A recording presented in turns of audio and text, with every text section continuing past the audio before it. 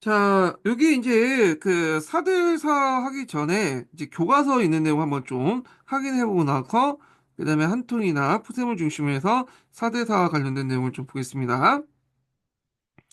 자, 살림이 성장하다 이렇게 보면 자, 여기 이제 무슨 교과서냐면요. 이게 어, 지약사 관련된 내용이에요. 지약사. 예. 지약사 몇 페이지 펴시면 37페이지 볼게요. 자, 세조가 당종을 이제 몰아내고 왕이 오는 과정에서 공을 세우면서 훈구파는 권력을 독점하고 막대한 부를 축적했다.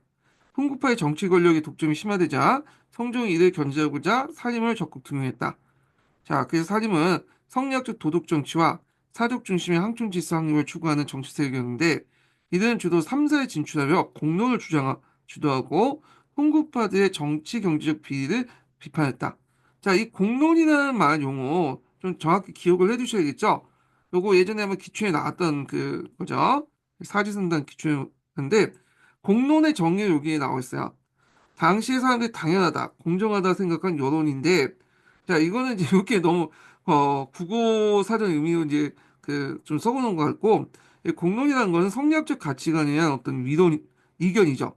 그래서 이제 주로 일반 사람들의 의견이 아니라, 주로 이제 그 사대부의 의견이라고 보시면 돼요. 사대부. 예. 자, 그 다음에 이제, 여기 넘어 사화 발생 관련된 내용 볼게요. 자, 사림의 영향이 확대되면서 홍구파의 불만도 커졌다. 성종의 뒤를 이어 연산군이 즉위하자 국왕의 지지를 얻은 홍구파와 사림의 갈등이 깊어졌다. 자, 그 과정에서 이제 뭐냐면 둘차 사, 모 갑자사가 이제 발생할 큰 타격을 입었고요. 자, 사라는 의미는 그게 이제 여기 보시면 있지만 선비사자거든요. 그래서 조선정기 때 사림이 정치적 반대파에 비해서 돌려서 피해를 입은 정치적 사건을 사화라고 하고요. 요거와 비슷한 유사한 개념이 분당이라는 게 있잖아요. 분당.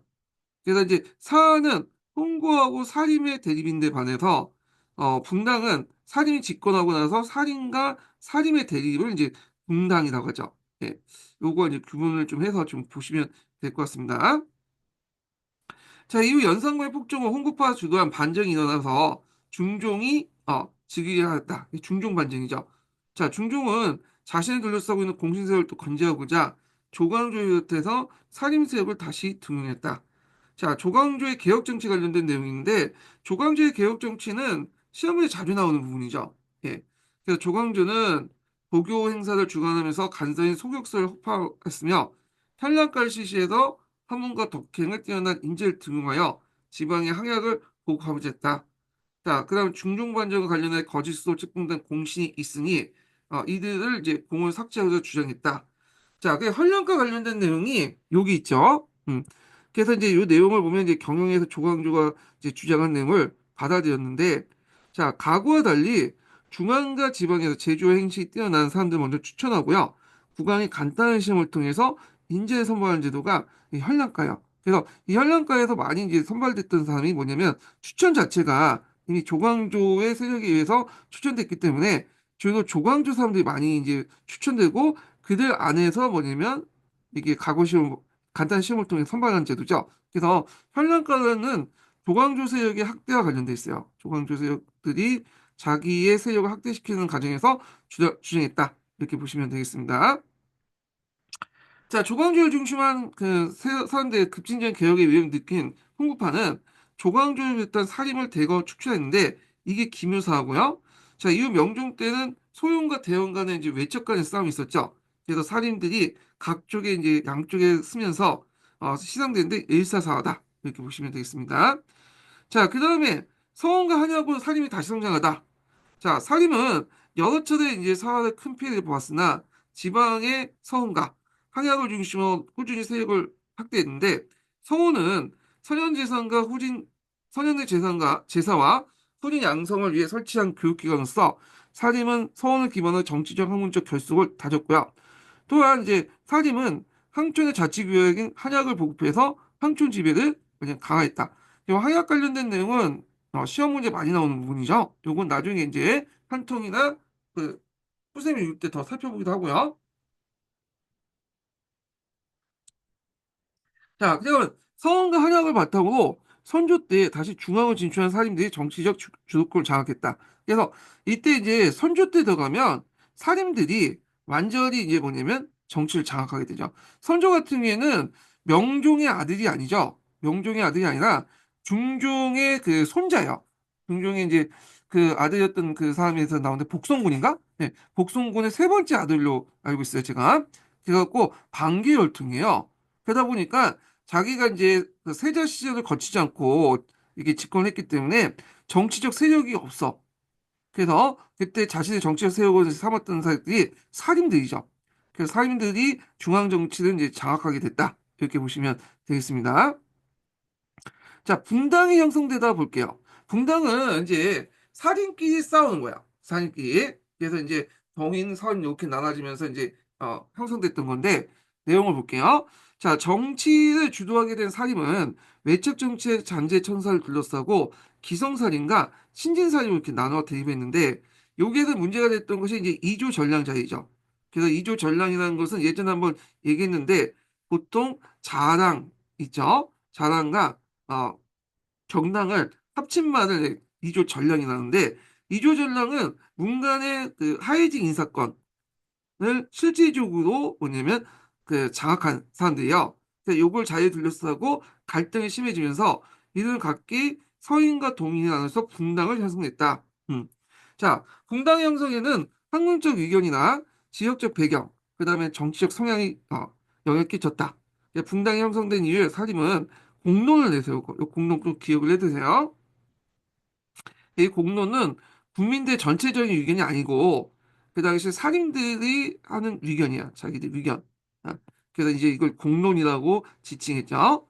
그래서 이 공론을 내세우면서 이제 또 내세웠던 게 공치주의야.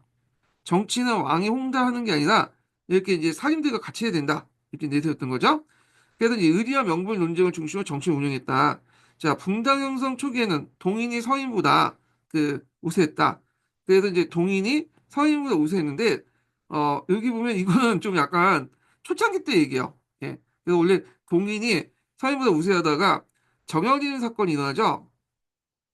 그러면서 서인 쪽에서 이제 뭐냐면 이렇게 주도권을 장악하고 또 건조위 사건이 일어나면서 동인이 또 주도권을 장악해요. 이건 너무 간략하게 적어놨었는데 그래서 동인이 이때 이제 건조위 사건이나 뭐 정치의 이제 처리 문제를 둘러싸고 분파가 일어나기 시작하죠. 그러면서 이제 임진왜란이 이제 뭐냐면 하면서 요 안에서 북인하고 남인으로 이렇게 나눠져요. 예. 그래서 이제 이 내용들 좀 있고 이건 자세한 내용은 좀 이따 얘기하고요. 자, 임진왜란이 일어나기 직전에 동인은 북인과 남인으로 이렇게 나눠졌고 강해군 때 북인이 집권했죠. 이때 집권한 북인은 대북정권이라고 대북정권. 그래서 북인도 이제 크게 대북이 있고 소북이 있는데 강해군 때 집권한 건 대북이라고 하죠. 대북. 자, 하여튼 그때 대북의 일당 독재화가 일어나죠. 요거 예전에 대북 관련된 내용이 기출문제에 언급됐었어요. 자, 그래서 이제 이후 인조반정이 일어나죠. 인조반정은 누가 주도했죠? 서인이 주도했죠. 그래서 서인이 주도해가지고 일어난 그 인조반정인데 그 주도한 서인대 정치를 이끈 가운데 일본 남인이 참여한 상황이 지속되었다. 그래서 서인이 이제 주도를 하고 남인이 이제 참여를 했는데 그 학계에서는 이걸 이제 뭐냐면 그 분당 정치에 상당히 정성기였다. 분당 정치가 상호 견제와 이런 것도 있잖아요. 상호 견제와 공존을 인정해 주는 건데 서인이 집권한 데 불구하고 남인을 참여시켰단 말이야. 그러니까 분당 정치의 어떤 이게 정점을 였던 것이 인조반정 전후다. 이렇게 이제 보시면 되겠습니다. 예. 자, 근데 이제 요거는 이제 후대 학자들의 평가고 서인이 남인을 참가시키는 이유가 이제 또 있어요. 왜냐면 그 앞에 강해군 때 대북 일당화 정책을 했잖아요. 그러니까 이제 이것이 이제 온 그 대북을 제한 모든 이제 사림들의 집중적 공격을 받았던 이유고 인조반정이 일어나면서 자신의 정권을 정당화시켜서 우리는 대북처럼 이제 일당 정치를 하지 않고 다른 정당, 분당도 참여시킨다 해서 남인을 이제 참여시켰던 거죠. 이런 거와 연결시켜서 보시면 되겠습니다. 하여튼 서인이 이끄는 이제 뭐냐면 가운데 일부 남인이 참여하는 형태로 지속됐다. 이렇게 보시면 되고 인조반정 관련된 내용이 예전에 그 명칭 물어본 거 있죠? 요게 03년도에 기출문이 나왔다. 그래서 이때 반정이라고 할 때, 이때 반자는 반대 반자 이렇게 있죠. 예. 근데 여기 반대 반자로 해석할 수 있지만 돌이킬 반자도 이게 또 해석할 수 있어. 예. 그래서 그 당시 이제 인조 전에 강해군이죠. 이거 중종 반정할 때는 연산군이죠. 그래서 강해군 연산군의 정치가 성리학적 명분에 맞지 않기 때문에 이걸 바로 잡는다는 거야. 그래서 이제 반정이라는 거야. 그래서 성리학이라는 거는 충도 중요시하지만 충보다 그 위에가 있죠. 대의 명분이야. 성리학에서는 대의 명분이 되게 중요하잖아. 대의 명분에 어긋나면 왕조차도 쳐낼 수 있다는 거예요. 그러니까 충보다 더 상위 가치가 있는 게 대의 명분이고 이때 대의 명분은 성리학적 가치잖아요. 성리학적 가치에 어긋나는 왕들은 쳐낼 수 있다. 그러면서 인조반정, 중종반정이 그 조선시대 때 일어난 거죠. 예. 그래서 이제 왕조 교체가 아니라 성리학적 명분이 안 맞기 때문에 조선 왕조 안에서 새로운 왕을 뽑는다. 이런 개념이죠. 자, 그런 내용들 좀 기억을 해두시면 되고요. 성리학을 보면 되게 대의 명분을 강조해. 대의 명분. 신뢰보다 대의 명분을 강조해. 그래서 뭐 실리적인 측면과 뭐냐면 이건 가치적인 측면을 동시에 대의 명분을 동시에 중시 여기고 균형을 이루는데 너무 성리학의 대의 명분 때문에 나라가 완전히 혼란을 빠지기도 했죠. 병자한테. 지금도 보면 대의 명분을 되게 강조하잖아요. 실리보다는 좀 그래요. 좀 신뢰와 대의 명분을 같이 좀 이렇게 균형 있게 좀 해줬으면 좋겠는데 그렇지 못하죠. 예. 자, 또 교과서 하나를 좀 읽고 또 이게 이제 본격적으로 좀 진행을 또 해볼게요. 또 하나가 이제 여기 해남 교과서 좀 내용 보겠습니다. 자, 여기 보면 여기 있는데 내용 볼게요. 비슷비슷한데 한번 읽어볼게요. 자, 세조가 왕에 오는데 공을 세운 홍구 세력은 막대한 토지와 재산을 소유하고 고위 관직을 독점하여 왕권을 위협했다. 이에 선종은 살인을 등용해 홍구 세력을 견제하고 왕권을 안정하게 요구했다. 그래서 살인 시의 성종은 살인과 홍구파의 어떤 균형식이라고 보시면 돼요. 살인과 홍구의 어떤 세력 간의 균형을 잡혔던 시대였다. 이렇게 보시면 되고요.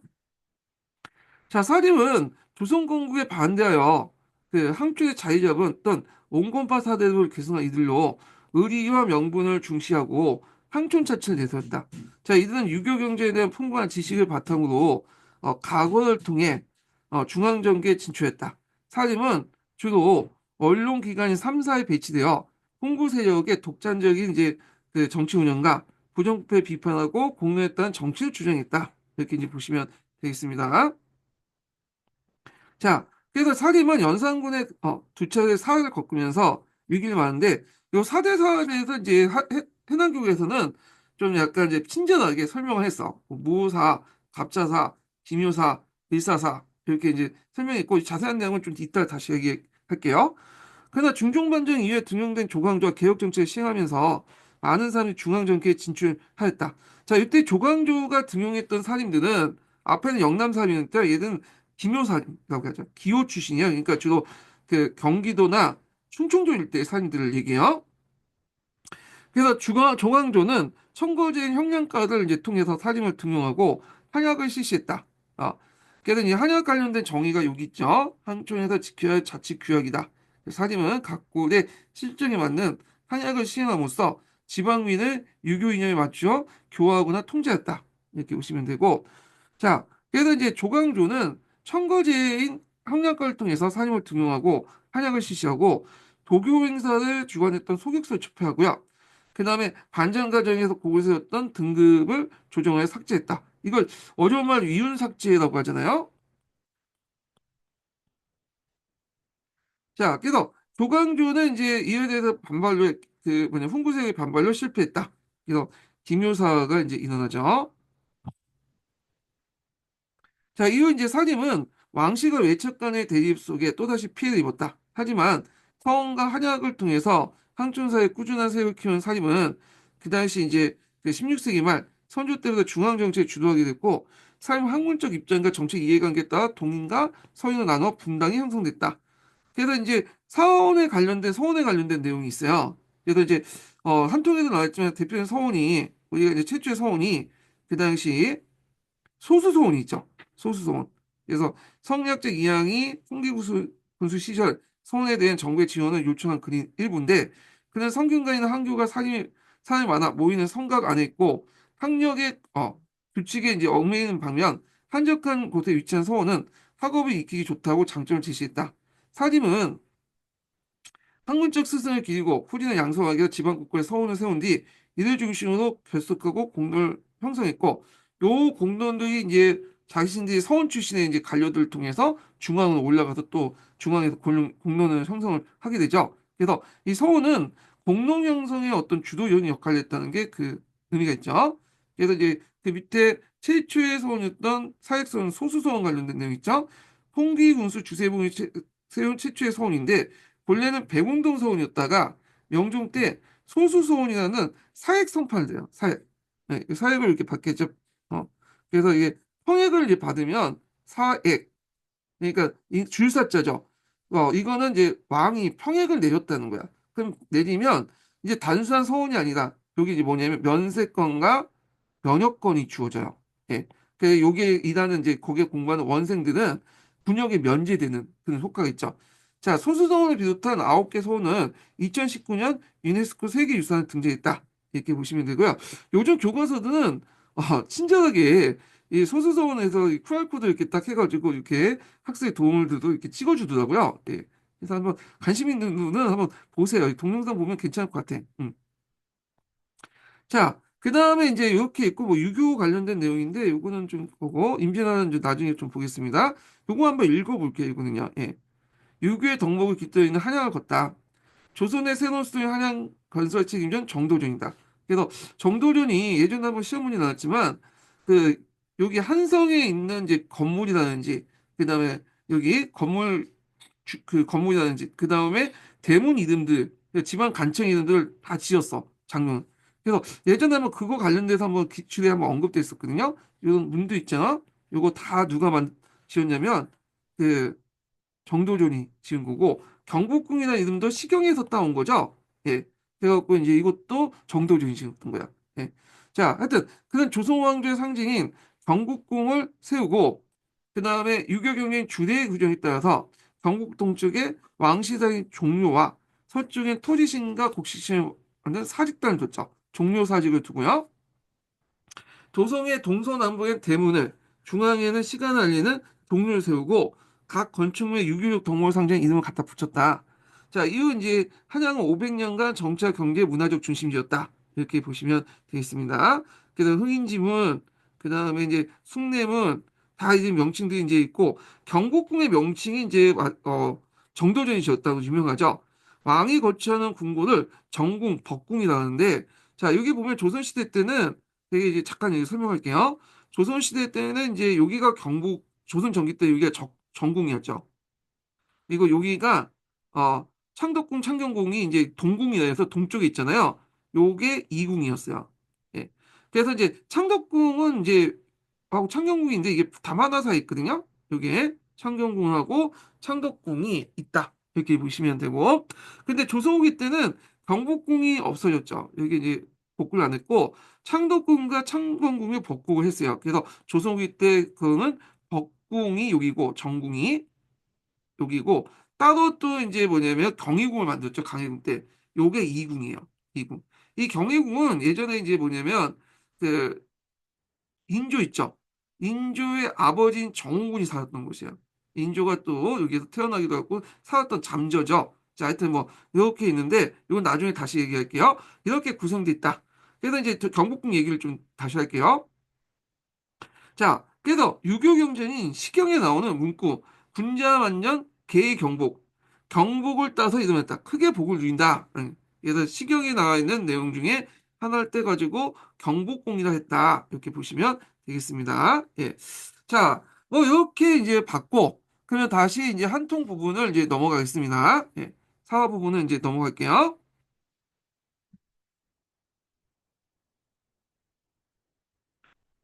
자, 먼저 이 사화 중에 첫 번째 사화가 뭐냐면 그 연산군 때 일어난 무오사죠. 1498년에 일어난 무오사인데 좀 보겠습니다. 자, 사림을 옹호했던 성종이 죽고 연산군이 즉위하자 드디어 훈촉신들이 사림에 대한 반감을 폭발했다. 즉, 연산군 4년에 훈촉기은은 김종지 지은 조의제문, 사초죠. 사초인 조의제문 핑계로 세조의 즉위를 비난한 것으로 트집잡아 사림에 대한 직접적 박해를 개했는데 이때 김일손은 김종지의 제자죠.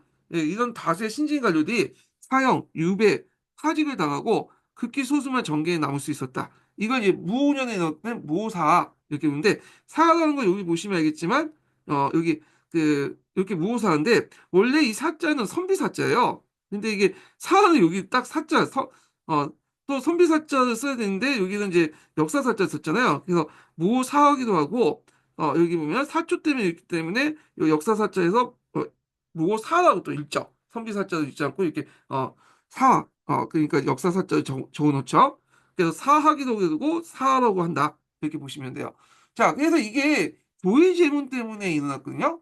조의제문은 그럼 뭐냐 하면 초나라의 의제를 추모하는 글이야. 초나라의 의제. 저는 그럼 의제가 누구냐 하면 자 예전에 이제 진나라가 이제 붕괴될 시점에 항우하고 유방이 이제 초나라에서 일어났거든요. 그때 이제 왕을 의제로 세웠어요.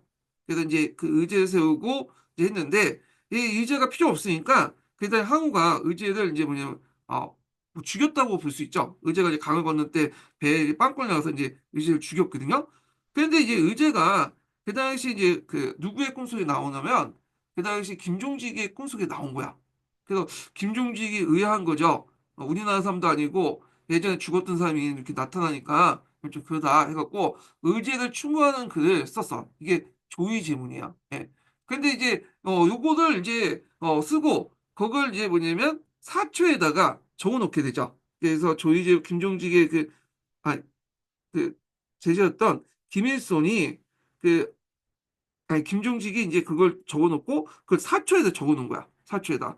그래서 나중에 연산군이 즉위하고 그다음에 이때 이제 김종직 죽었죠. 그리고 이제 연산군이 즉위하고 나서 그 아버지였던 성종실록을 이제 편찬하는 과정에서 요 사초를 김일성이 가지고 와갖고 집어넣은 거야. 이 김종직이 이제 조의제문 사초를.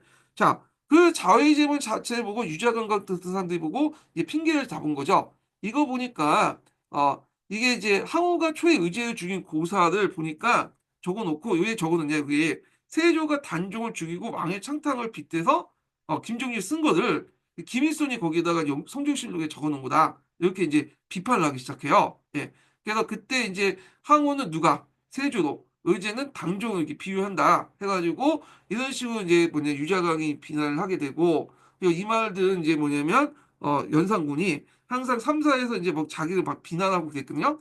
그러니까 그걸 그 못마땅해 했는데 이 핑계를 조이제문 핑계를 대고 이제 뭐냐면 그걸 시점을 해갖고 익힌 것이 모사하다. 이렇게 이제 보시면 되겠습니다. 예. 자, 그래서 이제 무오사가 일어났고, 자, 그리 연산군 10년에는 살인파를 몰아내고 훈척기어 내부에 다시 연산군을 싸고두는 청신가 일반 훈신을 방북하면서 결국 이제 청신들이 연산군의 생물 유씨의 폐비 사상을 이제 부실로 훈신들을 몰아내겠죠. 그래서 이제 이게 갑자사화죠. 예. 그래서 훈신들이 이제 보면 이제 이때 뭐 그 대표적인 사람이 누구냐면 갑자기 생각이 안 난다. 한명희 같은 사람들이죠. 이 사람들은 이제 이때 죽었는데 한명희의 무덤을 파쳐서 부관 참시를 당했다고 하잖아요. 그때 이제 연산군이 살인도 싫어했지만 그 옆에 꼰대질 하는 훈구도 싫어했어요. 예. 그래서 이제 살인을 쳐내는 것은 앞에서 말하는 그 무오사 때 이제 쳐냈고요. 그 다음에 자기 이제 옆에서 뭐라고 하는지 훈구 얘들은 갑자사 때 이제 쳐냈죠. 예. 그래갖고 이제 그 당시 연산군이 애들 보니까 자기 막 홍구질하고 막 꼰질을 하니까 이게 능상이다. 어떻게 감히 왕을 능가하냐, 왕을 이제 불경하냐, 불경죄도 이제 막 뭐라고 했거든요. 그리고 나서 그 당시 이제 그 윤씨 폐비 사건을 문제 둘러싸고 갈등이 나니까 이걸 계기로 해서 자기가 예전에 능상이라고 자기가 예전에 능상이라고 이제 비판했던 그러니까 능상이라고 이제 하면서 자기를 능문했던 그 뭐냐 홍보 대신들 대규모 수청하게 돼요. 예. 그래서 이 과정에서 홍보 대신도 숙청당하지만 남아있는 사임도 다 먼저 축출되죠. 예. 그래서 이제 이런 내용들 좀 기억을 해주시고요. 자, 이때 이제 앞에 무호사에서 한을 원했던 살인대 희생도 적지 않았으니 이 두 차례 이제 그 사화로 성종 때부터 시작된 살인의 전개 지추는 일단 제동을 걸리게 되었다. 그래서 결국에는 연산군이 훈신세력 때 반정에 의해서 물러나고 중종이 즉위하게 되죠. 예. 그래서 이제 그때 훈구파 대신이었던 박원종, 성리안, 그러니까 이제 반정 3대장 같은 사람들이 이제 연산군을 축출하고 반정을 일으켰는데 요 반정 3원조 그 3대장들은 예전에 연산군의 총신들이었어. 근데 연산군이 막 사람들 죽이니까 자기도 어떻게 언젠가 죽을 수도 있다는 생각을 하게 되고 특히 이제 박원종 같은 사람은 연산군에 대해서 상당히 안 좋게 생각했죠. 그 박원종의 누나가 어떤 사람이 월산대군 부인이었어요. 예. 근데 이제 연산군이 이 박원종의 그 부인을 되게 좋아한 거야. 아니, 박원종의 누나들, 월산군 부인을.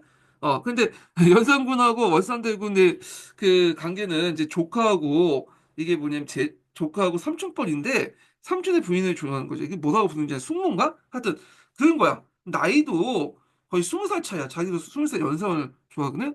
그래서 이제 연산군이 그리고 연산군하고 이제 뭐냐면 월산대군 부인, 그러니까 박원종의 누나하고 좀 하다가 애를 가지게 된 거야. 그러니까 이제 박원종이 너무 창피하니까 누나한테 죽으라고 했거든요. 그래서 자살했어요. 개인적인 원한이 있는 거야. 그래가지고 결국엔 반정에서 물러났다. 그래서 중종이 즉위 됐는데 중종은 연산군의 이복 동생이죠. 이 사람은 이제 진성대군이라고 했던 건데 이 사람은 왕이 되려고 했던 사람은 아니에요. 또 이제 뭐냐면 심신이 좀 미약했고 자기 정체력도 없었던 건데 그 당시 이제 훈신세력들에 의해서 떠밀려 가지고 왕이 됐던 거야. 그러니까 초창기 때는 왕권이 상당히 미약했죠. 홍구 대신들에게 막 시들리고 그러니까 이제 이 사람이 막상 이제 왕이 되니까 또 왕이 또 자리를 만들어주냐 자리라는 왕의 자리에 오르니까 자신도 이제 좀 왕이니까 이제 왕권을 좀 강화하려고 했겠죠. 그러면서 홍고 대신을 견제하기 위해서 앞에서 얘기한 누굴 등용했냐면 이제 김효사님들이 적극적으로 등용해요. 근데 김효사님들이 이제 3사에다 배치짓고 했는데 얘네들이 개기거든. 보니까 기 올라. 그러니까 다시 홍고 대신을 이용해서 쳐내고 그리고 이때 이제 살인 대신에 외척들을 주로 등용해요. 그 외척들을 통해서 뭐냐면 홍고 대신을 격취하고 어, 견제하고요. 또 외척도 이제 돌아가면서 이제 뭐냐면 쳐내고 견제하고 또 등용하고 이렇게 하죠. 자, 이런 중종시대 때 외척 정치들이 나중에 어디까지 가냐면 명종 때까지 가죠. 그러니까 이제 선조 때 외척 문제를 가지고 그렇게 이제 서인과 동인을 갈라졌던 게 뭐냐면 척신 문제를 가지고 이미 중종 때 만든 그 시스템 문제점 때문에 그런 거예요. 예. 그런 거와 연결시켜서 이제 보시면 되겠습니다. 자, 그러면 이제 조광조 개혁 정치를 하기 전에 이제 이걸 좀 끊어서 그 한통 관련된 내용을 이제 아니 후생 관련된 내용을 한번 읽어볼게요. 네. 156페이지 펴보세요. 이 푸셈이 좀 잘 돼 있어갖고 이 부분은 한번 읽어보겠습니다.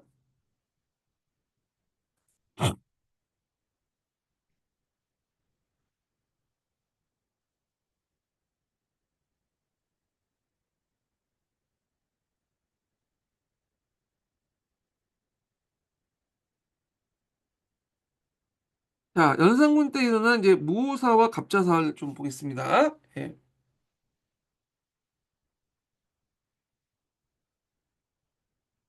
자, 무오사는 연산군 4년에 이국동, 유자강 등이 성종신료를 편찬한 김일손이 그의 스승 김종리 지은 조의제문 사초 제초한 구시로 발생했다. 조의제문은 항우가 폐위시킨 그 당시 중국 총나라의 마지막 왕인 의제를 예도한 글로 되어 있다. 그래서 이제 의제를 죽였잖아요. 요컨대 이걸 이제 정치사관과 대비면 세조의 왕위 승계가 유교의 명분에 어긋난 살인된 인식이 반영된다. 요때 이제 항우는 누구겠어요? 이건 세조를 의미하고요. 그 다음에 의제는 단종을 의미하죠. 그래서 세조가 단종을 이제 죽이고 왕이가 됐잖아요. 자, 이게 이제 성리학적 명분에 어긋난다는 어떤 이제 그 당시 살인의 의식이 반영됐다. 이렇게 보시면 되겠습니다. 자, 이로 인해서 이제 이미 사고한 김종직뿐만 아니라 그의 문인이 대부분 이제 할을 당했다. 사초로 인해 발생했기 때문에 무오사라고 한다. 그래서 여기 선비사자가 아니라 사자죠. 그리고 선비사자로도 읽죠. 예. 자, 무오사의 의미, 정치적 의미에 관련된 내용이 있어요. 자, 아니, 정치 배경과 관련된 내용이 있어요. 여기는. 자, 무오사의 배경을 보면, 김종지 일파와 이제 뭐냐면, 훈구파의 안력. 그래서 이때 김종지 영남사님 3사나 이런 걸 진출했죠. 그래서 이제 훈구파들 비판을 하고 있었죠. 살인과 언간의 도전에 대한 훈구파 및 정족의 노성 대신의 대응. 이게 이제 정족이라는 것은 이품 이상의 이제 뭐 대신들 얘기하는 거예요. 이품 이상의 대신들. 사회경제 성과로 재지 중수지층에서의 어떤 새로운 정치 세력이 형성되자 이들은 기성의 특권 관료층들의 어떤 정치에 대한 비판적 자세를 보임에 따라서 이런 마찰, 그리고 3사의 역할에 대한 일종의 제재 조치. 그래서 이 3사의 역할이 강해지면서 무슨 말이 이제 했냐면 정기대각이라는 말이 있었어요. 정기대각. 아, 그래서 모든 정치가 3사로 이렇게 들어간다. 이 말이 이미 중종 때부터 계속 나와요. 선종 때부터 해서 중종 쭉 해가지고. 예. 자, 일종의 제재 조치. 홍문관의 언가나, 예. 홍문관은 원래는 언간 기능이 아니죠. 언간은 이제 양사가 맡은 건데, 홍문관은 이제 내각을 맡은 거예요. 내각이라는 것은 이제 서적을 보관하고 관리하는 기능인데, 이게 이거보다는, 본업보다는 언론기관으로 바뀌게 돼요. 그래갖고 이제 이것 때문에 이제 이 내각 기능이 이제 없기 때문에 이제 점점 홍문관이 내각 기능에서 언간 기능화 되기 때문에 내각의 기능을 다시 누군가 뭔가 해야 될 거 아니야, 어떤 기관이. 그래서 정조 때 만들어진 것이 그 뭐냐면 부장각이죠. 부장각. 요걸 좀 보시면 되고. 자, 언간화 이후 야기된 정치 구조의 변화와 대 왕과 재상의 결속에 반동을 냈다. 그래서 그 당시 왕이 있고 그다음 재상, 훈구파들이 이제 다수 이제 있죠. 그다음에 살인파들 이런 것들이 이제 있는데 이 살인파 3사에 이제 주로 결집하고 있었죠. 그 왕과 재상들이 살인파를 공격했다 이렇게 보시면 돼요. 그래서 살인들은 성종 때부터 이제 등용돼서 3사에 등용하면서 성종을 이제 좀 비판을 했어요.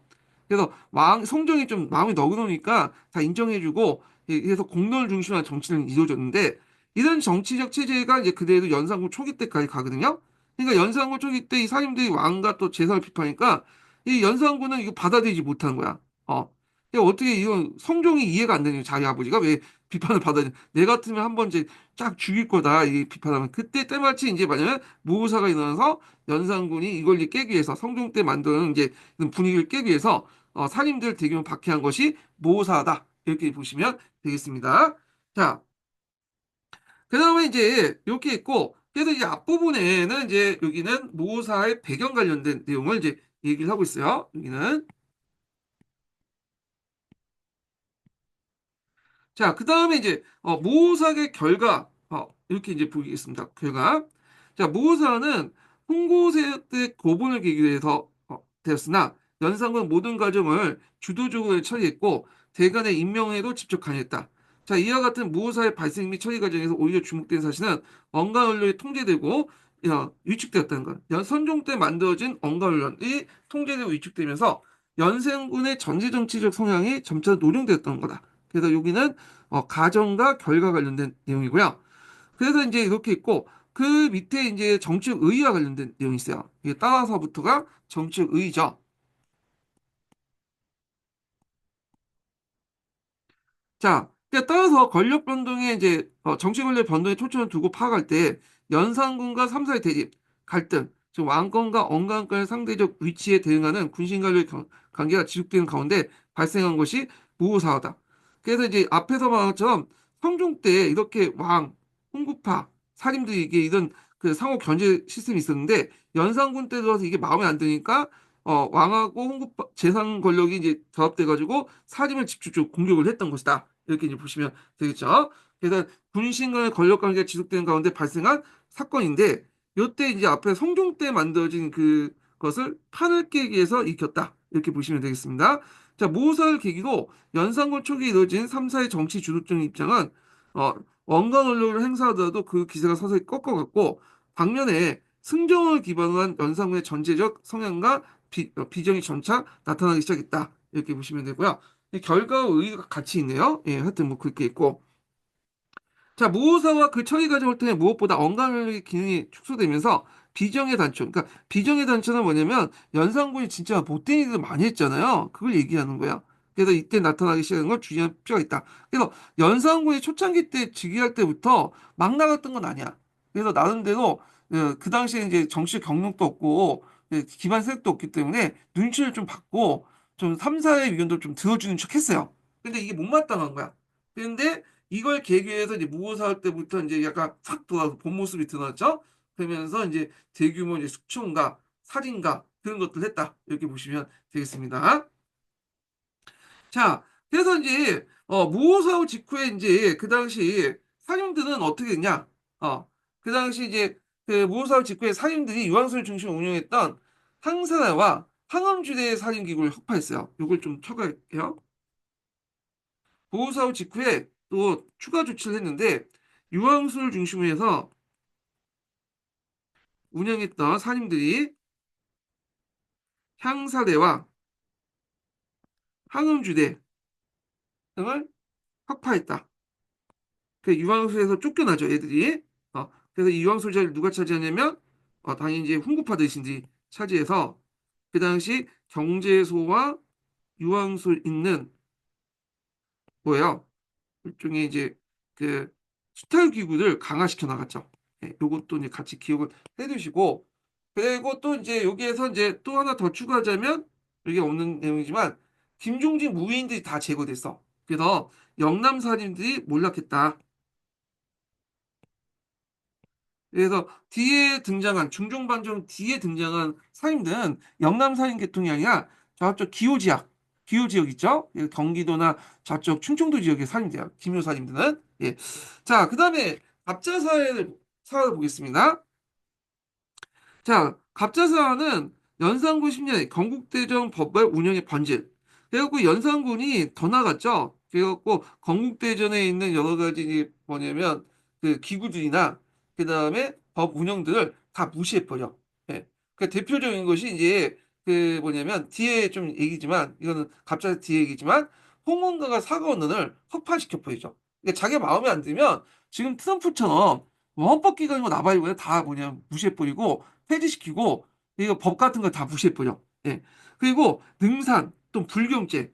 그래갖고 이제 자기한테 뭐라고 하면 너 왕을 능멸했지 하면서 능상이라는 이름으로 이제 막 죽이고 그렇게 탄압을 하죠. 자, 거기 가운데 연산군의 생모 윤씨와 폐비 사사 문제도 발생한 사건인데 앞에서 얘기했지만 이제 왕하고 그 당시 대신하고 홍구 대신이죠. 그 다음에 살인들이 있었는데 그래서 무오사 같은 왕하고 대신들이 결합되고 살인을 이제 없앴잖아. 얘네들 이제 조금 남아 있었죠 이제. 자, 근데 이 대신하고 이제 왕 간의 갈등이 생긴 거야. 흥부 대신. 왕 입장할 때 자기가 이제 독단을 하고 싶은데 얘들이 와가지고 꼰대짓 하니까 싫은 거지. 그러니까 얘들한테 능상이라는 이름으로 막 이제 핍박을 하기 시작하고 그러면서 결국에는 갑자사를 계기로 해갖고 얘들 제거시키고 왕이 혼자 전제 정치를 해버린 거죠. 예. 그래서 자기 측근들 이제조차도 언젠가 얘한테 또 죽을 거 생각하니까 중종반전이 일어난 거고요. 예.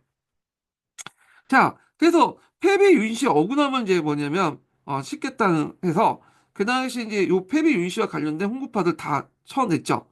그래서 이때 하를 입은 사람도 모호사에 비해 크게 증가했다. 자, 이를 계기로 신규 재상의 훈신이 제고되고 모호사에 취재된 인물들이 가자되었다. 그러니까 모호사 때 또 처벌받던 사람들이 또 이중 처벌받게 되는 거야. 자, 그래서 죽은 사람들은 이제 뭐냐 부관 참시해가지고 끄집어내서 죽이고 뭐 그렇게 했던 거죠. 그리고 아직 남아있던 살인들은 방출되었다. 이렇게 이제 보시면 되겠습니다. 그래서 연산군 생물 유씨와 관련된 내용인데 요거는 각자 보세요. 그냥 여기 보고 왕조사니까 그냥 넘어갈게요. 자, 그래서 쭉 넘어가고 이렇게 보면요. 자, 두 차례 사회를 거치면서 군도 그래서 이제 군주로서 당연히 하는 유교적인 어떤 그 역할이 있잖아요. 이런 것들이 상실과 구장법제. 그러니까 구장법제라는 것은 예전에 건국대전에 자기 아버지가 만들어 놓던 항림했던 그런 제도를 혁파를 통해서 극단적인 신권을 유축했다. 그 대표적인 게 뭐냐면 그 당시 이제 연산군이 이 사건을 계기로 해서 경영을 중지시켰어. 예전에는 하기 싫어도 억지로 그 한두 번 얼굴 내밀었거든요. 근데 감히 어떻게 건방지게 신하가 임금을 가르치냐 능산이 나해갖고 없애버리고 그 다음에 3사 중에 홍문관 있죠. 홍문관, 사관원, 이걸 뭐냐면 폐지시켰죠. 혁파를 했어. 그래서 뭐만 살려뒀냐면 사원부만 살려줬어. 왜냐면 사원부까지 없애려고 했는데 가만히 생각해보니까 자기한테 능상했던 그 신료들 처벌하려면 감찰기군 사원부 놔둬야 될 거 아니야. 그래서 사원부만 놔뒀다. 그리고 이제 주로 이제 뭐냐면 연산군이 자신의 이제 그 외척, 그 척신색들만 등용해서 친위체제를 구축했다. 이렇게 보시면 돼요. 소수의 세력들. 그 나머 많은 이제 사람들이 권력에 배제됐죠. 예. 자, 그래서 이제 이런 과정에서 있었다는 거죠. 자, 그래서 이제 이런 것들 신권이 위축되면서 군신 권력 관계 파탄이 초래됐고 이와 같은 유교 정치 및 군신 권력 관계 파탄은 이후 신라주도의 정치 운영을 전개할 때 더욱 철저히 유교 이념과 명분의 반영을 수반했다. 그래서 연산군 같은 왕이 등장했고 그것이 중종반정에 의해서 모난했잖아요. 그러니까 그 이후부터는 앞으로 연산군 같은 왕이 등장하지 않기 위해서는 왕을 수신해야 되고 왕도 이제 열심히 공부하고 자신의 어떤 마음가짐을 닦고 그다음 왕을 견제하기 위해서는 그 신권을 강화시킬 필요가 있겠죠. 이런 것들이 중종반정에 일어났다는 거야. 연산군의 정치에 대한 반동적인 형상들이 일어났다. 이렇게 보시면 될 것 같아요. 그래서 왕이라도 유교 이념과 명분에 맞게 행동을 해야 된다. 그래서 왕권의 위상을 재정립한 요인을 작용됐고 한 번 이제 중종반덕은 반정이 일어났으니까 선례가 있잖아. 이 선례를 바탕으로 왕이 맘답지 못하고 왕이 대의 명분에 어긋나는 행동을 할 경우에는 왕도 쳐낼 수 있다는 어떤 선례를 만드는 거예요. 이것이 이제 그 선례에 따라서 이제 인조반정도 일어나기도 하고요. 자, 정치세력 갈등 측면을 볼 때는 무오사가 기성의 훈구와 순진세력들이 살인세력의 대립 갈등이었다면 갑자사는 연산군과 군중세력이 중심되어 신구 훈구 대신 및 신진세력을 제거한 사건이다. 무오사와 그다음 갑자사의 성격 비교죠. 성격을 이제 이렇게 얘기하고 있죠. 예. 자, 그 다음에 중종반정 관련된 내용을 한번 좀 읽어보겠습니다. 자, 중종반정은 연산군 12년 박원정, 성희안, 유승전. 그래서 이제 이게 중종반정의 3대장이라고 하거든요. 예. 박원정이 주도를 했죠. 박원정의 누나가 월산대군의 부인이에요. 어. 근데 이제 누가 건졌다? 연산군이 건져가지고 둘 사이에 애가 탄생됐어요. 뭐, 남자인지 여자인지 잘 모르겠지만, 어, 이렇게 애가 탄생하니까, 애를 탄생하는 게 임신을 했어요. 임신을 탄생한 거고, 임신한 상태에서 그 당시 박원정이 그 누나한테 죽으니까 자살한 거죠. 자, 그러니까, 연산군에 대해서 상당히 원한이 있었던 거고, 성희안, 유승준인데 이 사람의 공통점이 뭐냐면, 한때 연상의 측근 세력이었어. 예. 자, 하여튼 이들도 불안하니까 이제 뭐냐면 반정을 일으켜서 그 당시 연산대군의 그 이복 동생이었던 진성대웅을 왕으로 추대했다. 그러니까 연산대군은 성종 14년에 해제에 책봉돼서 성종 25년에 12월에 즉위했다. 그래서 이제 즉위 무렵 성종의 계비 전영왕후와 윤씨의 소생인 진성대군은 불과 7살이었고 이 따라서 선제의 원자인 연산군의 즉위는 왕이 승계 질체를 볼 때 아무나 하자가 없었다. 그래서 연산군이 폭군이긴 하지만 왕이 종법 문제를 볼 땐 되게 정통성 있는 왕 사람이에요. 물론 자기 어머니 폐비는 윤씨는 폐비됐지만 연산군이 그 폐비 당시 그러니까 윤씨가 폐비되기 전에 태어났고 그 다음에 원자우수 책봉했고 또 나중에 세자로 책봉됐긴데 적장자의 원칙에 입각해서 또 종법상 볼 때는 상당히 적자적 이 사람은 그래서 상당히 정통성 있는 왕이었다 이렇게 보시면 될 것 같습니다. 자, 연산군의 치세 동안 무오사와 갑자사를 통해 수많은 사람이 하를 입었고 성종 때 많은데 법과 정치 운영이 마비다시피 하였다. 연산군은 임상홍 등 군궁 세력들, 궁의 이제 외척 세력들이죠. 더불어 황락과 난폭하고 음란 행위를 자행하면서 학적을 거듭하였다. 자, 거사가 일어났던 날 박원종들이 창덕궁에 향해 나가면서 문무백관과 국민의 풍문을 듣고 다투어 달려와 가도 깽 외웠다는 점을 보면 이 거사에 많은 군병이 조직적으로 동원되지 않았다. 그러니까 소수의 병력만 가지고 거사를 일으켰는데 많은 이제 문무백관과 국민들도 그 풍문을 듣고 그냥 연산군을 버린 거죠. 이건 맞는 것 같아. 연산군은 진짜 못된 일을 많이 했죠. 강해군하고 좀 달라요. 자, 그래서 이제 누구가 주모자가 돼 거사하지 않더라도 당시 잘못된 정치에 바로잡아야 하는 공감대가 조정 내 이심전심으로 형성됐던 것이다. 그래서 연산군은 왕권을 강화시키려고 이제 많은 사람을 죽였지만 그 과정에서 사람들로부터 미움을 받고 그리고 자기 측근세력부터 이제 또 버림을 받았죠. 예. 그래서 이제 이런 내용이 있고, 그래서 이 3대장을 중심으로 해서 중종반정이 일어났다 내용인데, 이런 것도 이제 좀 보시고요. 자, 그래서 이 신로가 주도했던 중종반정은 이 시기 때 군신 권력강의 새로운 변화 양상을 했다. 그래서 이제 신하가 군주에게 절대적 충성을 맹세하는 게 아니라 군주가 성리학적 가치와 명분에 어긋나는 행동을 할 경우에 이것을 군주를 쳐내고 새로운 군주를 세울 수 있다는 선례를 만들었다는 거예요. 그래서 이제 이런 것도 좀 기억해서 그래서 충보다는 성리학적 가치와 명분이 더 위에 있다는 걸 보여주는 사건이고 그래서 군신 권력 관계가 절대적이 아니라 상대적이었다. 이렇게 보시면 돼요. 성리학적 가치와 명분에 맞게 행동하는 가정에서 충성을 맹세하지만 그걸 넘어서 무시해버리면 이제 타도가 될 수 있다라는 걸 보여준 사례죠. 예. 자, 그래서 이제 이 내용들 이제 파악을 해두시면 되겠습니다. 자, 김효사 관련된 내용은 이제 또 한 통에서 한번 또 읽고 넘어가겠습니다. 자, 여기가 이제 여기죠. 두 번째 단락부터 볼게요.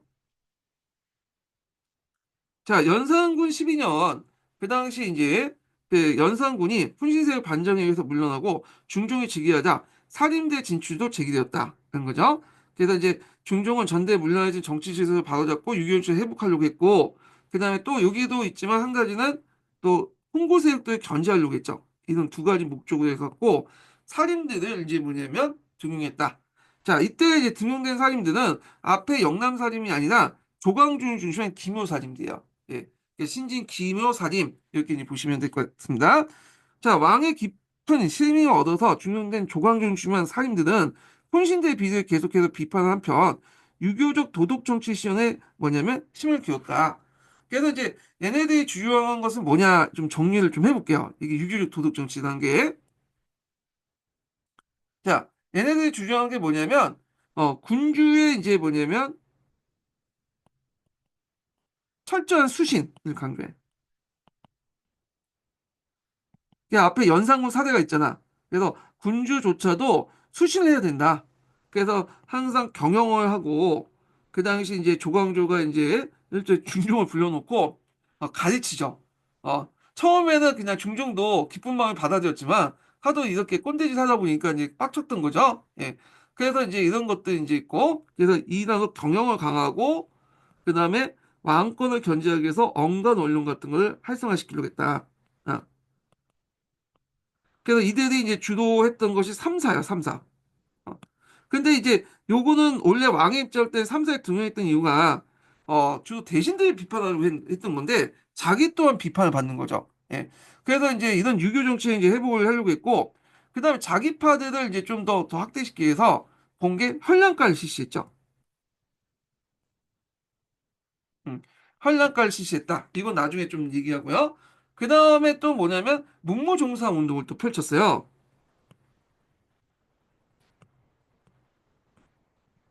그래서 문무라는 것은 이제 성현을 이제 모시는 그 뭐냐면 사당이잖아요. 그래갖고 문무종성 운동을 했는데 예전에는 뭐 공자, 맹자 이런 사람들만 했는데 이제 우리나라도 이제 뭐냐면 소중한 의식의 도통령 입각에서 뭐냐면 문무에 성현들을 모셔야 된다. 우리나라 성현을. 그래갖고 이제 여러 가지 중에 정몽주를 일단 모셨어요. 정몽주는 이 사람은 누구나 인정하니까 그 외에도 이제 김갱필 정영창 이런 사람도 같이 모시자고 주장한 거야. 예. 그래갖고 이제 정영창은 이제 조광조의 스승이에요. 잠깐 배웠어요. 그래서 정몽준, 김갱필, 정영창 이렇게 그다음에 조광조 이렇게 해서 일종의 도통론, 성리학적인 어떤 도통의 흐름이 도의 흐름이 여기에서 이어진다. 그래서 이걸 통해서 그 당시 조광조 학파의 어떤 정통성, 조광조의 정치적 정통성을 만들려고 했죠. 근데 이때는 논의만 있었고 실질적으로 이제 정몽주 하면 정몽주도 뒤에 이제 하는 것 같은데 하여튼 그때 이후 정몽주가 있고 나중에 이제 김경필이나 정영찬 이 사람들은 강해군에 들어와서나 그때 이제 보면 문무에 이제 종사가 되죠. 예. 뭐 하여튼 이게 되게 정치적인 성격의 의미가 있는데 요건 나중에 좀 다시 얘기하고요. 그 다음에 또 이 사람들은 소학이나 그다음 주자가 이런 보급을 되게 많이 하려고 했다. 그 언해도 하고 그랬죠. 특히 이제 소학을 되게 강조했어. 소학을. 그래서 소학을 강조했다. 그 다음에 이제 요걸 또 하기 위해서 이제 뭐냐면 소극수를 폐지하죠.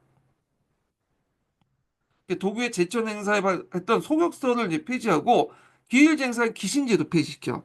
왕이 말년인데도 불구하고 끝까지 우겨가지고 결국 폐지시켰죠. 자, 그런 것들. 그 다음에 이제 이런 것들이 보통 이제 뭐냐면 유교적 도덕 정치를 회복하기 위한 그런 정책들이죠. 그게 이제 뭐 항촌 회복 정책도 있는데 이건 나중에 좀 얘기하고 여기에다 이제 또 하나 적으면 항약 보급 정책도 여기 들을 수 있네요. 항약 보급 운동. 자, 그래서 이제 이런 군주의 철저한 수신 그다음 현량가 실시, 문무종사 운동, 소학 조작의 보급, 소격수 폐지, 한약 보고 운동. 다 이게 공통적인 키워드가 뭐냐? 유교의 도덕 정치를 시전한다. 음. 그걸 통해서 예전에 그 유교적 이상사회를 보는 요순 시대에 도달할 수 있다. 지치주의를 이제 도달할 수 있다. 이렇게 주장을 했던 인물들이 뭐냐면 그 조광조 일파였다. 그러니까 성리학적 원리주의를 내세웠다라고 보시면 돼요. 자, 그래서 이와 관련된 정책들을 이제 좀 보겠습니다. 자, 요거 하기 전에 마지막 인증번호 알려드릴게요. 마지막 인증번호는 99번입니다. 예, 마지막 인증번호 99번이에요.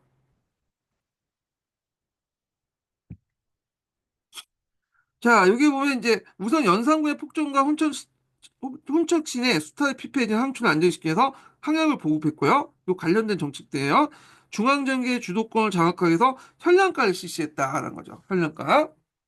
그래서 지방의 이제 사람들 대거 이제 뭐냐면 그 정권에 참여시켰고, 현량가는 앞에서 얘기한 것처럼 두 번에 걸쳐서 시험 단계가 있죠. 첫 번째로는 먼저 이제 청구를 받고, 그 다음에 간단한 시험을 받고 봐서 이제 청구를 하는 건데, 기존의 과거 시험을 가지고는 자기 인재들을 자기파들 대거 선발하기 어려우니까, 일단은 이런 추천제를 통해, 일종의 현량자도 추천제죠. 추천제를 통해서 뭐냐면 자기 인물들을 대거 이제 중앙정계에 진출시키려고 했던 목적이었다. 이렇게 보시면 되겠습니다.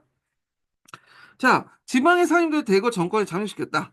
또한 유교 윤례 이후에는 도교 및 민간 신앙을 배격하고요. 국초부터 설치했던 소격서를 이제 폐지하게 됐다. 자, 그래서 이제 이 소격서를 폐지할 때 중종이 되게 반대를 했어요. 왜냐면 이제 소격서 같은 게 주로 왕실의 이제 그 부녀자들이 주로 이용했던 곳이거든요. 그래서 이들 의견도 받아들이고 해야 되기 때문에 폐지를 반대했는데도 불구하고 끝까지 우겨갖고 결국에 소국수를 폐지를 했죠. 예. 그러나 이와 같은 산임대 성장은 반정 공신을 중심한 훈신대 마찰을 불가피했고 결국에는 이제 1519년 산임 관료 측에서 넘어야 되지 않은 선까지 건드렸죠. 이 훈신 세력들이 좀 찾고 있다가 선을 넘어버렸죠. 이 사건이 뭐냐면 위헌삭제 문제야. 그래서 위헌삭제는 뭐냐 하면 그 당시 중종 반정을 이제 뭐냐면 참여했던 반정 공신들이 너무 가대하게 이제 평가를 받았다는 거야. 그래서 이들은 이제 다시 이제 공원을 다시 조사해서 그 간등시키고 그 간등시키면 자기가 받았던 토지나 노비도 다시 뱉어내야 되거든요. 그래서 반정고시 4분의 3의 유효를 삭제하거나 아니면 강등시켜서 토지와 노비를 몰수하는 주장이에요. 자, 이거는 좀 선이 넘었던 거죠. 이 훈구파들 입장일 때는 결국엔 훈신대 일대 반결과에서 조광조를 비롯한 살인들이 축출하게 되었다. 이게 이제 기묘사화죠. 예. 이 기묘사와 관련된 내용이 11년 기출문제 나왔고요. 19년 기출문제 나왔어요. 그래서 이제 이와 관련된 기록이 명확하지가 않아요. 예. 그래갖고 이제 그 당시 이제 그 조선왕조실록에는 자세히 그 적혀 있지 않거든요. 근데 연료시기에서는 좀 적혀 있어. 그 내용을 보면 중종의 밀지를 받은 낭곤, 심정, 홍경주 등이 낭곤, 심정, 홍경주는 제 그 당시 앞에 그 어, 중종 3대장 있죠. 박원종, 성희양 그 사람들. 내 밑에 있는 부하장수들이야. 그러니까 자, 하여튼 중종 3대장은 이제 죽었고 그 부하장수들이 이제 중심으로 해가지고 뭐냐면 밀집을 받고 조광조, 김정, 김식, 김구, 박세희 등을 체포하고 가둬두면서 이제 기무사회가 이제 발생을 했고요. 자, 이때 내걸었던 명분이 두 가지죠. 이거 이제 심부름이 있긴 하지만 이때 한번 여기서 한번 좀 설명하면 이때 제목은 뭐냐면 이들이 부정부패했다는 걸 내걸지 못해요. 왜냐면 모든 사람이 이 사람이 깨끗한 걸 알아. 이 김여사님들이. 그래서 이거 가지고는 안 되니까 어떤 식으로 이제 했냐면 분당을 결성했다. 어, 그래서 붕당을 결성했고 그걸 통해 정치적 세력이 다른 인물들을 배척했다는 거야. 자, 이 붕당제 같은 건 그 당시에는 상당히 큰 변이었어요. 붕당을 만들어서 뭐냐면 다른 사람을 배척하고 그 다음에 왕을 정치에 배제시키려고 했다. 그래서 있는데 이때는 훈구파들이 정치를 장악했기 때문에 붕당에 대한 부정적 인식이 있었어요. 그래서 붕당제가 상당히 컸다. 근데 붕당제가 이제 뭐냐, 붕당이 좀 긍정적으로 바뀌게 된 것은 나중에 살인 정치 때죠. 아니, 살인들이 정권을 장악한 선조 때야. 공치주의를 내세우는 붕당을 인정하는 분위기가 그때 형성되면서 붕당의 긍정적 인식이 형성된 거고요. 그때는 이제 뭐냐면 부정적 인식이 강했다. 요거 좀 기억을 해두시면 되고요. 붕당 간의 변화 관련된 내용이 예전에 시험문에 나왔죠. 요거는. 자, 두 번째로 보면 이게 이제 후진을 이끌고 후진을 이끌어 지나치게 격렬한 언사를 했다. 어, 그래서 이렇게 해서 이걸 읽죠. 분당을 결성하고 후진을 이끌어 지나치게 격렬한 언사를 자행했다. 이두 가지 이유를 잡아가지고 이제 뭐냐면 사살시켰죠. 그때 조광조를 필두한 이제 여러 사람들이 죽게 되고요. 그 살인세가 크게 위축돼요. 그리고 이제 전국 공시 자기가 회복되고요. 그 다음에 한약이 폐지되고 이거 예전에 한번 시험 문제 나왔는데 한약이 폐지되고 현랑가가 폐지돼요. 네. 그 다음에 소각서가 부활돼요. 이 소각서 부활은 원래는 안 하려고 했어요, 이거. 왜냐면 이제 중종반정이 일으킨 사람도 성략자들이니까 소각서는 언젠가 폐지시키려고 했는데 조광조 일파가 이제 폐지했기 때문에 그냥 묵혀두려고 했는데 그 당시에 이제 중종의 어머니가 막 징징대고 왜 이거 그 부활 안 하냐 해가지고 결국에는 소각서를 부활시키는데 한 단계 격을 낮춰서 소각소로 부활을 시켰죠. 그러다가 이제 뭐 임시가 끝난 후에 이제 아예 없어지게 됐는데 자 하여튼 한약 페이지, 혼란가 페이지, 소격서 부활 이거 좀 뒤에 얘기지만 이런 것들 그 다음에 앞에서 이제 전국 공시의 자기 회복 이런 것들이 예전에 시험 문제 나왔다. 어떤 식으로 나왔냐면 그 당시 이제 그 김효사 후에 폐지된 정책들 그 폐지된 정책들이나 이런 것들을 쓰시오 할 때 한약 페이지, 뭐 혼란가 페이지 뭐 이런 거죠? 이런 것들이 이제 시험 문제 나왔어요. 그래서 이렇게 보시면 될 것 같고요. 자, 그래서 김효사의 성격은 이제 좀 이따 나중에 얘기하고요. 그래서 하여튼 뭐 이렇게 이제 보시면 될 것 같고, 그러면 김효사와 이제 조광조의 정책 관련된 내용을 여기 푸셈에서 봅시다. 이거 되게 중요해요. 예, 김효사와 조광조의 정책 관련된 내용.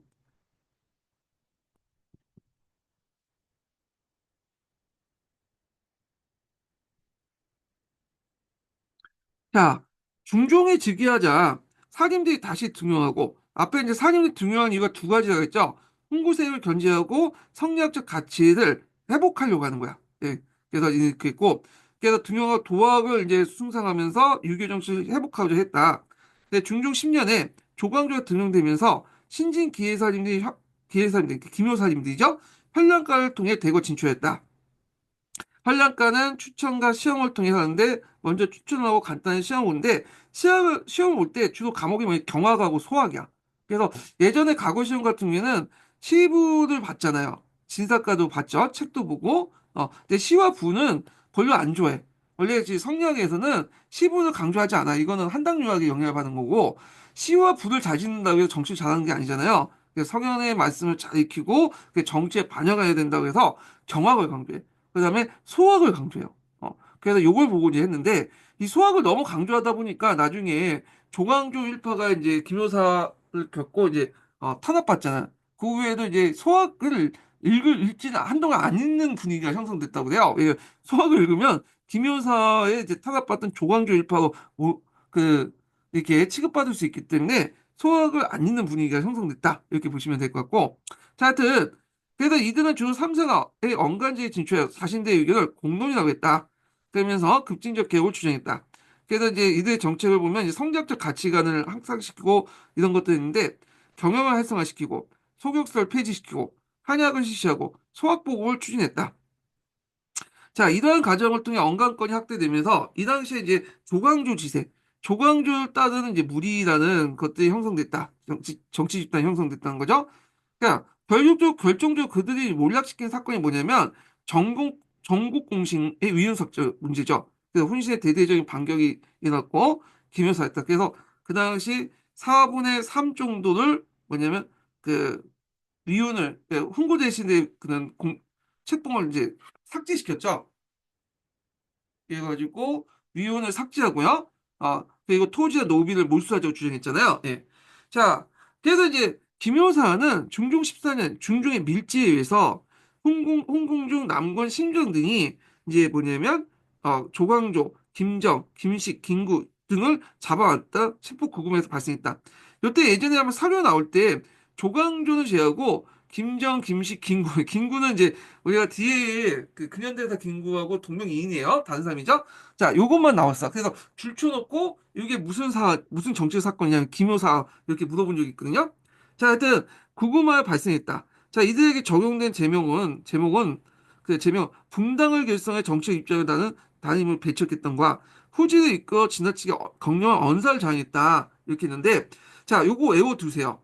김여사 때 그때 처형된 이유 그래서 이제 제거된 적용된 제명을 써가면 이 두 가지 쓰시면 돼요. 두 가지 나올 가수 있어요. 예. 자, 조광조의 사사를 필두로 신진사료가 피하를 당함으로써 사림세력 때 크게 위축되었다. 또한 이들이 추진했던 정책도 대부분 혁파되었다. 삭후된 전국 공신의 자기야포 회복 이거 좀 외워주시고 한량가 혁파 한약 폐지 이거 예전에 한번 시험 문제 나왔죠.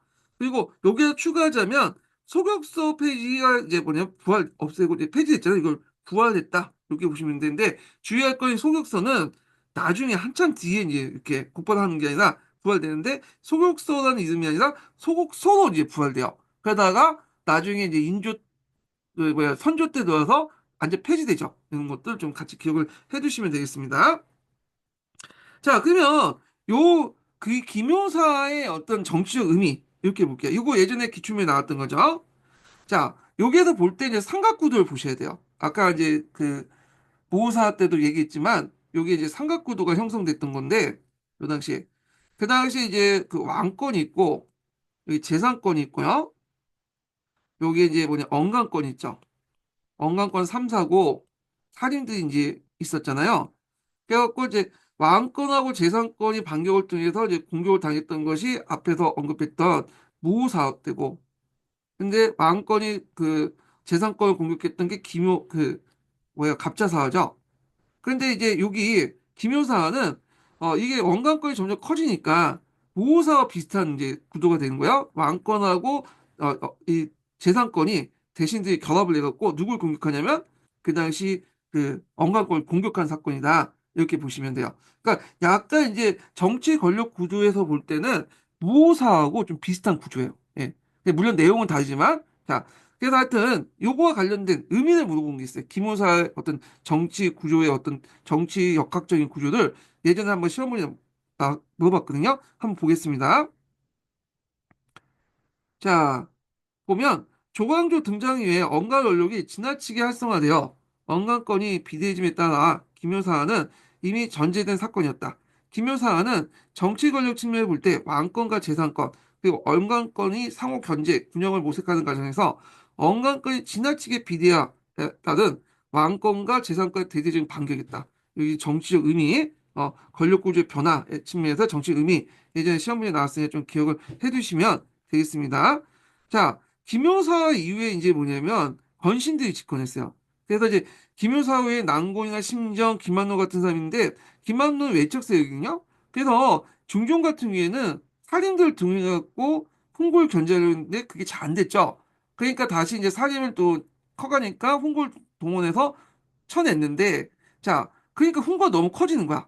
그러니까 또 외척 세력들이 등용해요. 김한로 같은 그런 세력들 막 등용하고 또 얘네들 커지면 또 쳐내고 자, 그러면서 이 중종 이후 그러니까 김여사 이후에 이제 외척 정치가 행해지게 돼요. 그 외척 정치가 명종을 거쳐서 계속 지속되고 그래서 이제 이것 때문에 나중에 외척 정치, 척신 정치의 어떤 그 척결이 선조가 등장해서 계속 이어져 갖고 결국에 이것 때문에 이제 뭐냐면 분당이 이제 갈려지는 배경이 되기도 하죠. 예.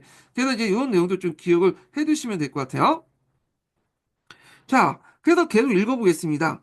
자, 김효사의 난곤, 신정, 김한론의 건신을 집권했다. 그러나 중종 33년에 김효 면원들 소통을 주장하는 유생층의 상소를 계기로 김효 피아인들이 대부분 소통되고 서용됐다. 아직까지 이제 조광조는 소통되지 않았어. 이거는 나중에 한 거고 이런 의해서 다시 사유 등용되기 시작했다. 그래서 이제 중종 말년대에 다시 이제 들어왔다는 거죠. 살인 3사의 살인 진출의 비율이 증대되어 가면서 원가원의 본래 기능이 회복한 추세가 형성됐고 김효 명언의 소통 문제는 유생층에게 공론을 통해 본격적으로 이제 제기된 것도 이런 분위기가 형성된 것이 일종이었다.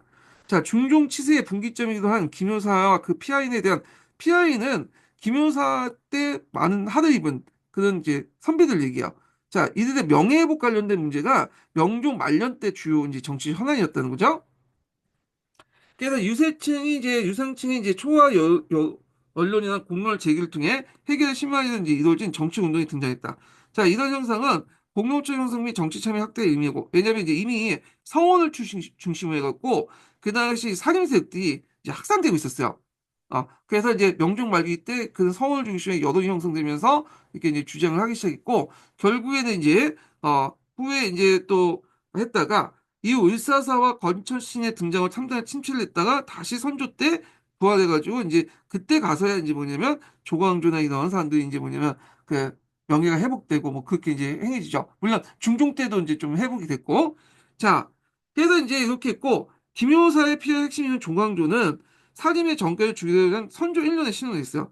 그러니까 선조 때 가서였는데 왜냐면 중종 입장 때는 조광조를 신원하기 좀 그렇죠. 그렇지만 조광조 그를 신원은 나중에 한 거고 그 이전에 조광조 제한 인물들의 상당수는 중종 말기 때 신원이 됐다 이렇게 보시면 돼요. 그리고 조광조는 강해군 2년 때 강해군 때 이제 뭐냐면 김강필, 정영창, 이현적, 이한과 함께 문무에 배양됐죠. 조광조다. 예. 그래서 이제 있고 요거 관련된 문무 종사운동과 관련된 내용은 여기 따로 있어요. 그 심부셈에 있으니까 한번 관심 있는 분들 보세요. 그래서 이때 이제 그 강해군 이전까지는 정몽주만 이제 배양됐는데 이 강해군 2년 때 그 당시 이제 문무종사운동이 다시 나면서 예전부터 사림들이 이제 문무종사를 주장했던 김경필, 정혁창, 이현장, 이양, 그다음 조광조 이렇게 해서 이제 했고요. 자, 근데 이제 여기서 또 문제는 이제 이가 나중에 또 등장해요. 이의 분양 문제를 가지고 했다가 안 했다가 해서 조선후기 때 정치적인 문제도 또 부각이 되거든요. 자, 하여튼 이렇게 좀 기억을 해주시면 될 것 같습니다. 이 문무종사 운동은 좀 기억을 해주세요. 강해군 때 일어난. 예. 여기에서 대북 계통의 조식이나 이런 사람들이 빠졌기 때문에 대북에서 상당히 불만을 퍼뜨리면서 이제 또 사건이 발생되는데 요거는 나중에 좀 다시 얘기를 하겠습니다. 예. 자, 그 다음에 이제 또 볼 게 을사사화죠. 을사사화. 자, 마지막 이제 사화가 을사사화인데, 을사사화가 명종 때 일어났죠. 명종 때. 자, 중종은 이제 크게 왕세자 인종이 있었죠. 네. 중종 세 번 결혼했어요. 그래서 강경왕후가 있고, 그다음에 중경왕후가요? 네, 장경왕후죠. 장경왕후가 있고, 그다음에 마지막 이제 계비가 누구냐면, 이게 문정왕후죠. 문정왕후. 그래서 세 번 결혼했는데 당공왕후는 이제 그때 중종반정 일어날 때 이쪽이 이제 그 누구의 잠깐 신머시기의 이제 그 딸인데 이 사람이 이제 강해군하고 연산군하고 좀 친밀한 관계고 외척 집안이었고 그 다음에 이제 또 끝까지 연산군을 이제 지키려고 했죠. 그래서 쳐내고 당경왕후가 이제 왕 유지할 수가 없겠죠. 그래서 며칠 만에 물러나고 그 다음에 장경왕후가 이제 즉위하게 되는데 장경왕후 사이에서 이제 낳은 아들이 누구냐면 인종이죠. 근데 인종이 낳고 나서 곧바로 죽어요.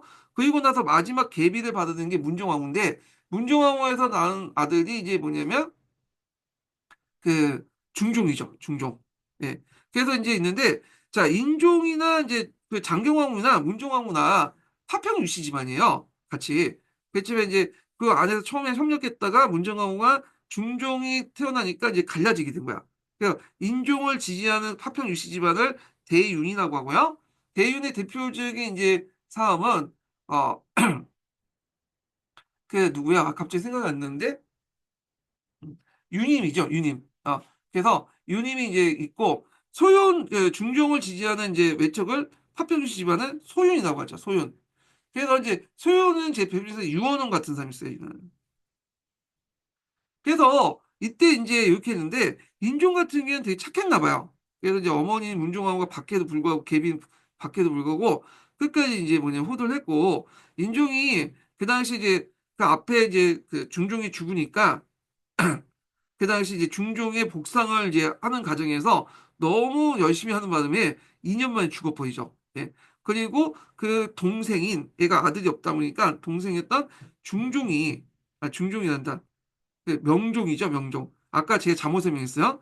중종 관련되는 게 명종을 지지하는 거죠. 중종이 문정왕후의 아들이 중종이 아니라 문정이에요, 면정이에요. 제가 관리 많이 하다 보니까 많이 꼬였네. 그래서 명종인데 이 명종을 이제 뭐냐면 그 당시 이제 그 왕이가 되죠.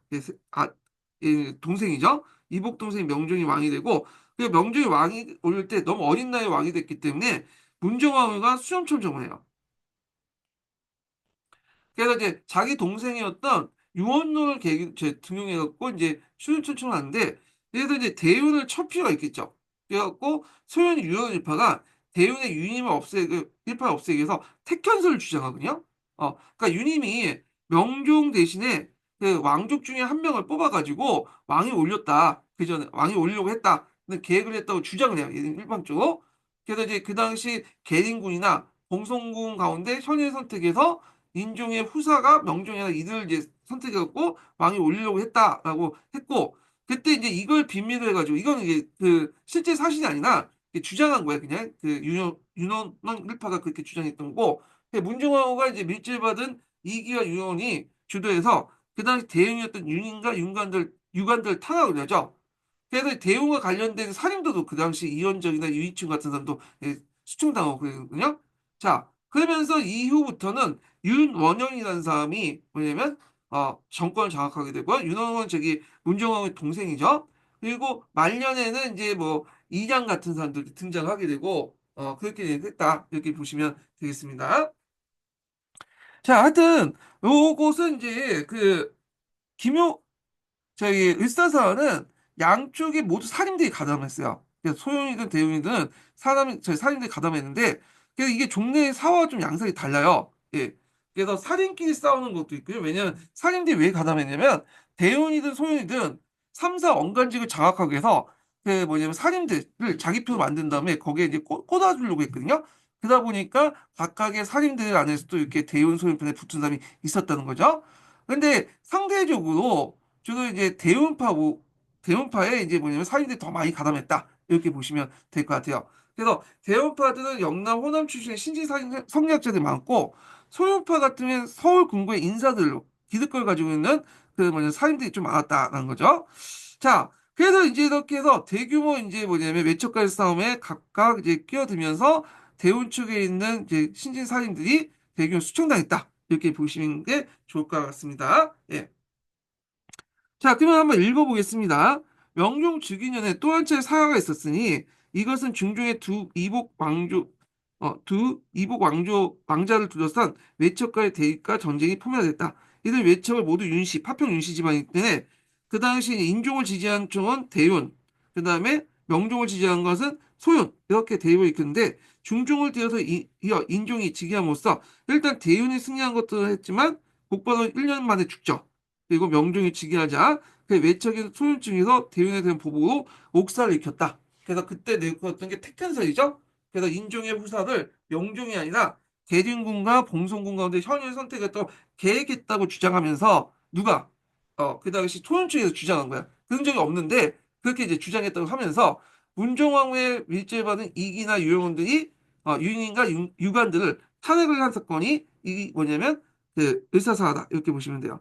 자, 이는 갑자사와 마찬가지로 훔쳤기에 자기 부여를 위한 것이지만 이게 부수된 살인대 피해도 역시 막심함으로써 살인의 기세는 다시 한번 꺾이게 되었다. 이렇게 보시면 되겠습니다. 예.